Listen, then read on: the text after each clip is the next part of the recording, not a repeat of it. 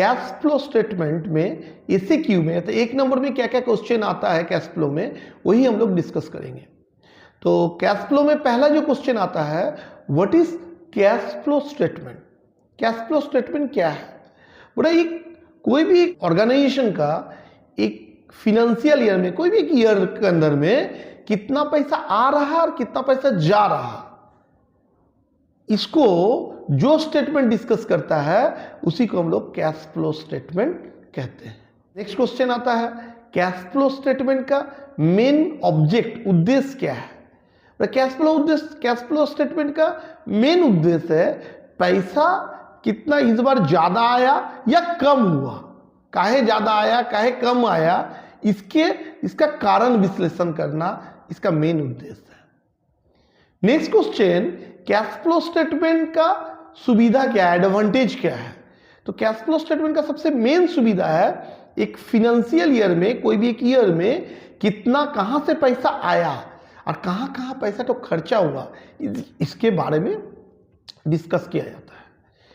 Next question इसका है, cash flow statement का डिसएडवांटेज क्या है?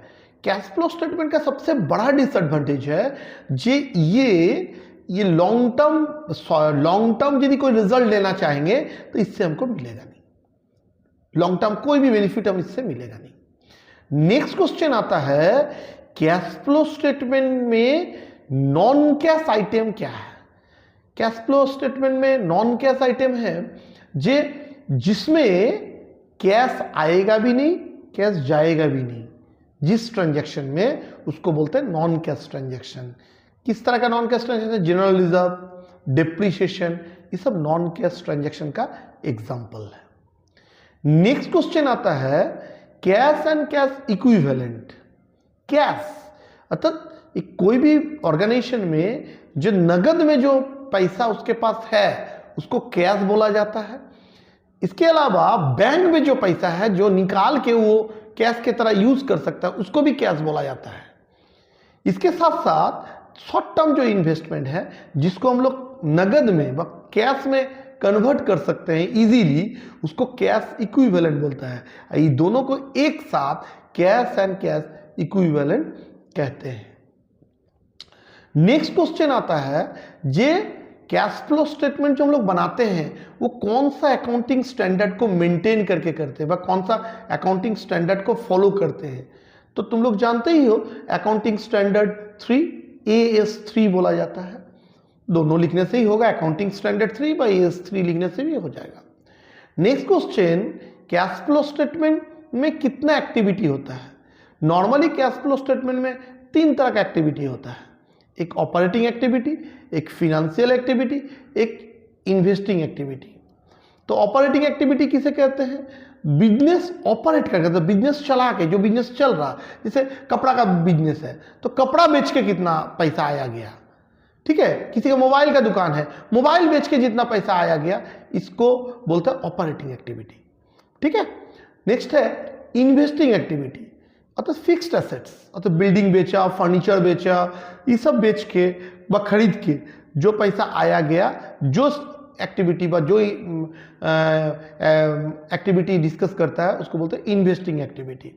And next financial activity.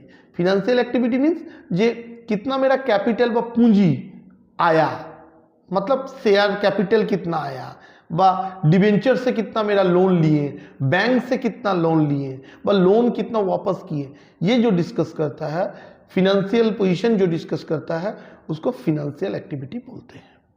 Example भी एक एक करके कोई भी साल में दिया है। एक इन्वेस्टिंग एक्टिविटी का एग्जाम्पल दो पहले ही बोल दिए। जो इन्वेस्टिंग एक्टिविटी का एग्जाम्पल बिल्डिंग बेचना, बिल्डिंग को खरीदना, फर्नीचर बेचना, फर्नीचर को खरीदना, हाँ कोई भी बोल सकते हो। इन्वेस्टमेंट को बेचना, इन्वेस्टमेंट को खरीदना, यही।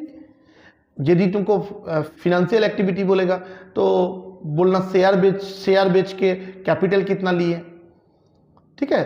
डिवेंचर इशू करके कितना कैपिटल लोन लिए, बैंक से कितना लोन लिए, लोन वापस किए, ये सब।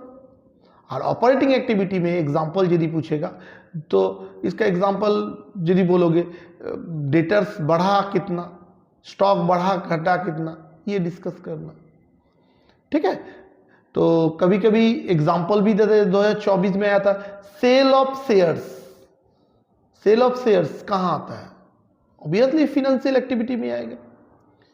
ठीक है, एक साल में एक बोला था बिल्डिंग बेचा, तो बिल्डिंग कहाँ आएगा? इन्वेस्टिंग एक्टिविटी में आएगा। ठीक है जी। एक साल में दिया है डिविडेंड रिसीव फ्रॉम इन्वेस्टिंग, तो इन्वेस्ट से डिविडेंड मिला है, तो इन्वेस्टिंग एक्टिविटी में आएगा। एक तो क्वेश्चन आया है जे इन्वेस्टिंग एक्टिविटी डिविडेंड कब ऑपरेटिंग एक्टिविटी में आएगा? तो बिजनेस का प्रॉफिट से यदि डिविडेंड दिया जाएगा, मतलब बिजनेस का ऑपरेट करके यदि डिविडेंड दिया जाएगा और वो प्रॉफिट से यदि होगा बिजनेस का, तो उसको ऑपरेटिंग एक्टिविटी में लिखा जाता है।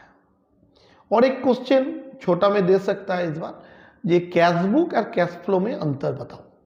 तो कैश बुक AS3 मान के नहीं करता है और कैश फ्लो AS3 मान के करता है। कैश बुक कंटिन्यू चलता है, कैश फ्लो स्टेटमेंट एक पीरियड के बाद होता है। कैश बुक हर कॉन्सर्न बनाता है, कैश फ्लो स्टेटमेंट सब बनाता नहीं है, जरूरत पड़ने पर लार्ज जो कंसर्न है वही लोग बनाता है। बस यही सब क्वेश्चन।